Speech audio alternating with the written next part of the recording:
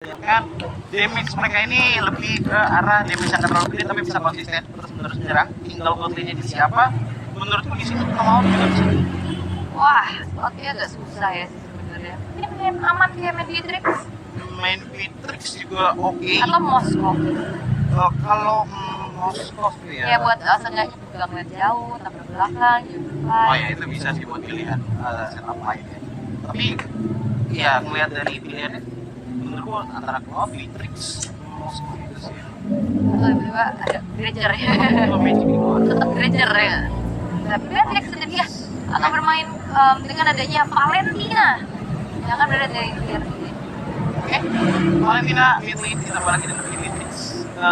Damage outputnya ini kayaknya benar-benar bakalan coba untuk dianulir banget ke arah Beatrix. Tapi biasanya untuk early-nya nih harus diperhatiin banget karena Bruno tuh early-nya udah susah banget dilawan dengan pasifnya dia gitu loh. Bukan berarti impossible untuk dilawan ya, tapi pasifnya itu bakalan sakit banget dengan adanya tambahan Berserker Fury.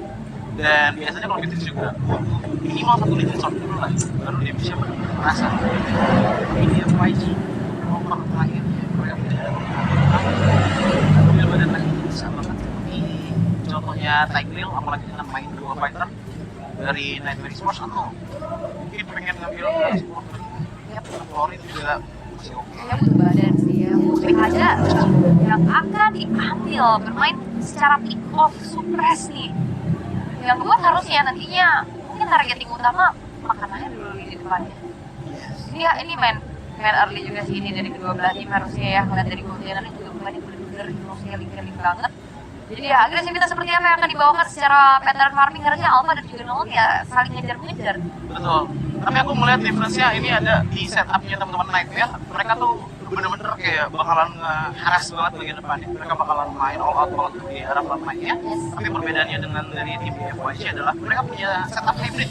Pengen main pick-off bisa dengan dari Nolan dan juga Kaja. Pengen main setup dengan dari Mobius dan juga Eve. Buat mereka untuk gankingan atau main setup ke arah level pertama udah enak.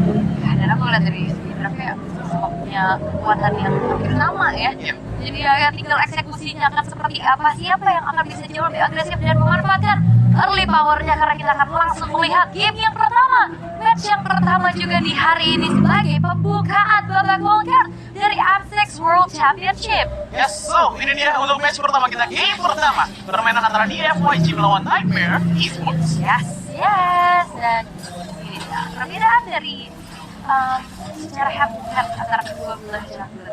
Antara Pragus Assassin itu bisa dikatakan yang tadi udah sempat match juga, jadi sama-sama punya pattern farming dan juga farming seperti yang Iya, untuk Alpha dan juga Nolan ya. Tinggal gimana sih dari segi satrio kita ini roamer dan juga mid lanernya bakalan bermain seperti apa. Karena untuk Kaja sendiri di awal-awal powernya nggak bakalan terlalu gede. Banyaknya adalah screaming dan juga poking aja. Beda sama Matilda bisa bawa. ya pun, tapi terlihat dari BFYG sedikit agresif dari satu pencurian ke arah orange buff ternyata harusnya bisa dilakukan dengan dari Plexio. Oh iya ya? Orange buff-nya ada di kaki dari Kaja yang harusnya ini ngebuat dari sensitivity koleksinya akan semakin tertahan lagi dari segi levelingnya. Baru kita ngomongin poking, ternyata poking adalah orange buff-nya. Itu dia. Masuk ke dalam pokingan orange buff ngebuat dari segi level pun berbeda dan jadinya terlalu lama. Chance besar loh dipegang sama dia. Oh itu malah dia.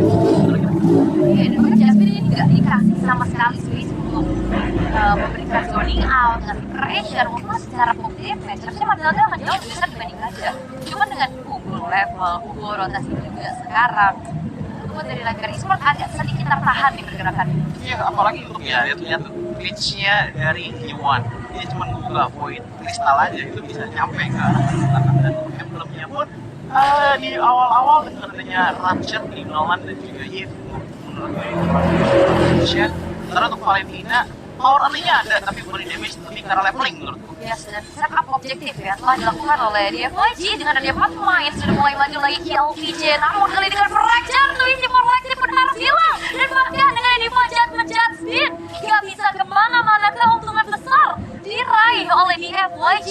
Domino effect yang terjadi dengan adanya Kaja mengambil orange buff ngebuat tiba-tiba turtle pertama diaman DFYG dan bahkan top lane. Tapi bahkan teman-teman sempat menabrak satu hit terakhir kami terpaksa harus mengeluarkan flicker untuk bisa mundur, tapi backup dilakukan oleh Sosol. Kali ini efek dari buat dari Long harus mundur perlahan, tapi sebuah render pati on point dari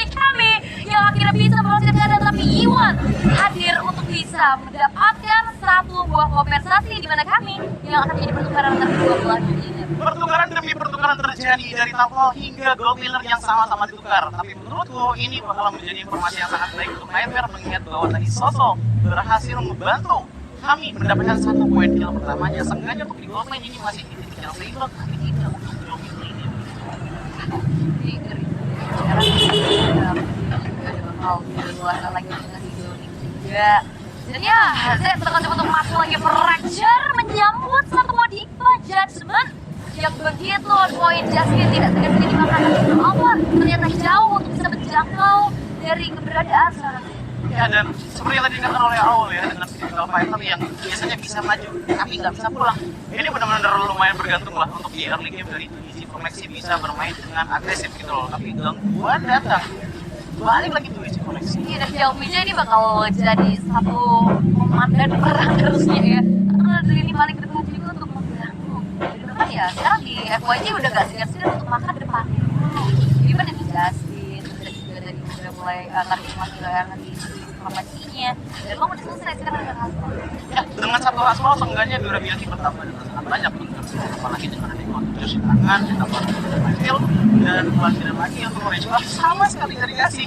Berarti untuk tiga orange buff awal ini nggak pernah dipegang sama Tunizi Koneksi dan akhirnya udah mulai adanya level difference antara Z dan juga Tunizi Koneksi dan otomatis ini juga bakal ngaruh ke arah damage dan juga damage reduction. Iya, kontribusi akan semakin terhambat dan Diva Judgment ternyata bisa sedikit di-dodge. Tampaknya kali ini tabrakan Circle Eagle mengincar ke arah Farsian diri di balik belakang tapi coba dan bahkan dan kali ini bakal coba dibalaskan keadaan yang akan menjadi ada belakang di Virus Passion dan kami berhasil untuk bisa bersekir karakter pemilik dari Nightmare Esports tapi Divine tidak akan dibiarkan oleh FYG. Mereka bakal coba untuk membalaskan poke damage yang bisa dibiarkan namun disengage lah yang dipilih oleh Nightmare Esports. Nolan dari Z sudah tershutdown, turtle kedua juga sudah diambil, namun masih ada sedikit bleeding yang diamankan oleh teman-teman dari EFYG. Dengan Z tadi nggak terlalu banyak poin kill-nya, jadi nggak ada shutdown yang dihasilkan. Tapi ini bisa menjadi turning point juga untuk The Nightmare Esports melihat bagaimana dari gold-nya Kevin pun udah mulai bau-baunya. Ini bisa jadi hyper carry yang dibawakan oleh Nightmare Esports ke arah. Tapi bagus banget ya, Diva Judgment dari Pixie-nya bisa hacker dan tadi sebenarnya putus ya dari Diva Judgment juga. Dan tabrakan Circle Eagle langsung mengincar ke arah Z itu yang menjadi winning condition di saat ini main untuk Nightmare targeting berarti kata kuncinya. Iya. Sementara Oper kali ini harus mundur terlebih dahulu. Ya dihajarnya juga tinggal sama dengan Spear Papa kalau nggak salah kan. Setelah Eagle yang membuat akhirnya agak susah untuk bergeraknya dari Z. Lebih karena positioning, karena tadi Yuan juga positioningnya agak-agak sedikit membuat akhirnya setup zona nggak terlalu aman untuk dia maju. Oke, Corsair play kali ini Flicker terdengar lah ketika kami untuk mundur. Hanya untuk bisa menghindari adanya sergapan yang sudah dilakukan, tapi outer turret berhasil untuk dihancurkan juga. Raging set terbuka karena dua orang sekaligus Vexil. Coba untuk menarik lagi dari Bajan, tapi sayangnya follow damage terpisahkan kali ini, tapi di Jepang Flex dari sisi yang lain. Ada sama pick up yang terjadi dan bahkan Diva jarak top lane pun tidak bisa dimenangkan oleh Nightmare Esports karena Over harus dihilangkan. Wah, walaupun tadi ada turning point ya, kita melihat bagaimana makro dari DRP Ilmu ini benar-benar bagus banget. Di arah top lane tadi, mereka coba untuk nge-bait supaya Jasmine maju dan pas banget long ya di target, tiba-tiba langsung ada rival protection. Oke, tapi dengan Bennett Place juga akhirnya bisa mempunish Vexil. Begitu pun dari Z yang terlalu jauh, tapi Gauch masih bisa menghindari adanya serangan yang dilakukan dari Nightmare Esports. Fracture yang tertinggal ngebuat dari kami pun berhasil untuk dihilangkan. Dan full ignition cukup ternyata untuk membantu damage besar yang bisa disumbangkan untuk hilangin ke arah kami. Jasmine pun tadi hampir banget tumbang ya, dan bahkan melihat dari segi Z-nya dia masih bisa berdash jauh ke arah belakang walaupun tadi setupnya juga sedang agak kurang enak untuk di FYG, tapi nggak masalah karena mereka masih dapetin pertama bikin lane turret, yang kedua itu ke bawah udah pengen ngecek untuk bottom lane turretnya, dan turtle ketiga ini kayaknya bisa diamanin lagi oleh teman-teman dari FYG. Turtle yang ketiga bedanya 3 level juga ya, level 11 dibanding level 8 yang baru menginjak level 9 sekarang. Dia ada kesempatan Diva Judgment kembali terbuka, targetnya ke Jasmine, tapi lihat damage-nya masih belum cukup untuk bisa langsung memberikan instant kill-nya. Namun zoning out yang dilakukan oleh KLV-nya juga ini semua dari Nightmare Esports susah banget untuk maju. Tapi kelihatan ya, kayak dari DIY-nya juga sama sekali nggak mau ngasih nafas loh. Dari setiap menitnya ada aja yang mereka push dari top lane, mid lane, even ke arah Marvel buff-nya dari teman Nightmare Esports yang membuat Nightmare Esports juga lumayan sedikit kewalahan gitu loh. Kan di belakang Oh, ini Z sendirian sih, bahkan coba untuk melarikan diri tapi apalah daya, kejaran 3 pemain berhasil untuk bisa membuat akhirnya Zed menghilang dan Iwan yang terkena dengan adanya satwa AEW terhadap Diva Judgment ini masih bisa pulihkan karena saya kan tadi mau siap. Iya, ditambah lagi dengan tadi ada sedikit hubungan yang untuk netnya karena niatnya mungkin pengen pick off belakang cari kami, tapi ternyata langsung notice dan langsung dikejar oleh 3 orang untuk buat susah juga untuk Zed bisa pulang sih. Jauhnya dari teman-teman dari polisi yang lainnya fokus ke arah patrolnya untuk fokus ke arah. Yep. Dan Forfield Play kembali terlihat dari Diva Judgment tidak segan-segan menuju ke arah seorang Omer yang ternyata bisa di backup dan dijemput dengan guiding queen-nya. Dia Omer udah mulai susah sih buat target. Dia punya fixed guard juga, tapi kali ini tabrakan kembali terjadi. Randy Center Mulliker mereka ada 2 orang sekaligus dan bakal membuat dan juga Vexio yang tidak bisa semua mengelola pertukaran terjadi di mana Jasmine berhasil diluangkan double kill diamankan juga oleh Iwan. Jadi 2 tukar 2 namun dari 50% DLP akan menjadi garda terdepan. Kita terpaksa untuk mundur terlebih dahulu, tapi kami masih punya tim biru yang dipegang sehingga kali ini pun DLP-nya berhasil untuk direnggut nyawanya dengan Malefican yang sudah selesai di tangan dari Kemi. Malefican yang sudah jadi membuat untuk frontline-nya dari DFYG bakalan makin tipis lagi karena untuk sekarang frontline mereka ini baru ada Focus Tyrion, sementara Nightmare Esports lihat mereka bawa apa, Matilda, Alpha, dan juga Khalid udah mulai kelihatan bahwa untuk frontline power akan sedikit dipegang oleh Nightmare Esports, apalagi kita lihat dari itemnya. Kalau kita lihat dari 2EZ koleksi yang ditekankan adalah Smell Fam Power Durability, sementara kalau kita lihat dari Omer ini bakal full ke arah defensive item di Matilda yang sudah mengamankan ke arah Clock of Destiny, Clock of Destiny jadi Flash of the Oasis. Jadi mana menurutku ini bakalan ngasih yang banyak banget jadi bisa. Beda aja gitu loh dengan Flash of the Oasis juga. Dan ya kita akan melihat targeting berarti ya yang menjadi kata kunci harusnya dari 12 ini. Sebenarnya Nightmare Esports mereka selalu bisa langsung tabrak arah belakang. Sementara biar ada pressure kembali terbuka Jasmine itu dia satu sosok yang bisa menghantui lini belakang sudah berhasil untuk di take down. Harusnya 405 bukan hal yang baik untuk Nightmare Esports karena setup menuju ke arah Lord sudah dilakukan juga oleh di FYG. Akan kita terpaksa untuk melakukan kontes dari Nightmare karena sudah mulai maju lagi dengan replay dibahas juga dan bahkan Zed masih punya rantai yang on point dan Twin Team Reflex berhasil dihilangkan walaupun pertukaran menjadi kill PJ yang akan menjadi satu sosok tunggal di lini depan, tapi secara total tingkat tukar 1 dan Lord yang didapatkan di FYG harusnya ini buat dari Nightmare Esports mereka harus lurus.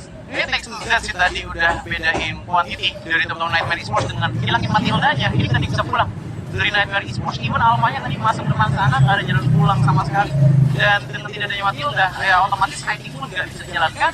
Dan targetnya juga sangat enak mengingat bahwa mid laner, gold laner, even jungle-nya make combat semua. Ya ini udah makannya Iwan semua udah. Makanya total damage dealt-nya itu paling tinggi. Terus-terusan gitu ya. Benar. Tapi secara defensive high ground harusnya Nightmare Esports juga kuat, mereka punya safety dengan defensive. Ya mungkin dari segi administration, unit range itu masih bisa melakukan kedua itu masih lot pertama. Kalau di lot kedua nanti menurut itu akan sedikit repot dan ada 3 lane yang berbeda. Ini juga bakal berbeda. Ya, inisiasi kembali bakal coba dilakukan oleh di FYG tapi tidak ternyata lebih ke arah menggeretak saja untuk Nightmare Esports mundur dan merelakan satu poiner terakhir bottom lane berhasil untuk dihancurkan juga di tangan dari FYG. 4.520 sekarang yang dipegang. Nah, dan kalau untuk sekarang biasanya ya yang udah kalau udah tinggal sisa di sana, jungle sih nggak ada lagi.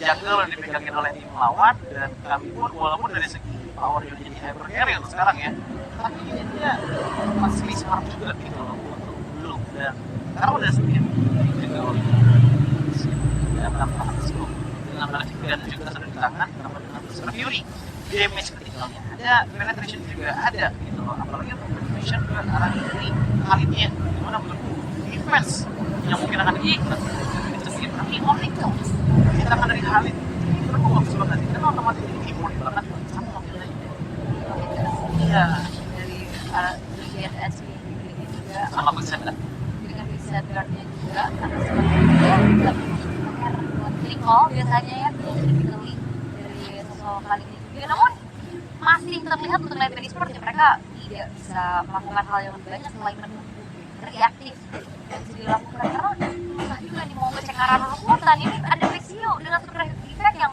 akan sulit untuk bisa dihindari sehingga ya akan lebih jauh lagi dari Nightmare Esports tapi masalahnya dari DFYG mereka juga nggak punya keminiannya, jadi nggak ada potensi untuk bisa party dari Nightmare Esports kan.